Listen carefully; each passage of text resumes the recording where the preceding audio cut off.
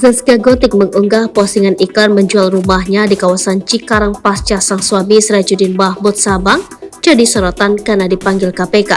Unggahan baru Zaskia Gotik itu menuai reaksi tak percaya terkait harga jual rumahnya. Dijual atau dikontrakan rumah klaster di daerah Cikarang, Grand Permata City, Pasar Bersih Pilar, kata Zaskia Gotik.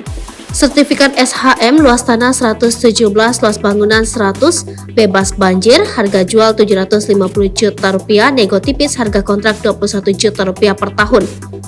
Namun ada juga yang menganggap hal tersebut dinilai mahal. Pasalnya rumah tersebut pernah ditawarkan oleh Zaskia di kisaran harga 900 juta rupiah dan tak kunjung dibeli orang. Sebelumnya Sirajuddin Mahmud Sabang sempat mangkir dari pemanggilan pertama oleh KPK. Ia saat ini berstatus sebagai saksi dalam kasus dugaan korupsi pengembangan perkara pembangunan gereja King Mi Mile 32 di Kabupaten Mimika, Papua. Nantinya KPK akan melakukan pemanggilan kedua pada pekan depan.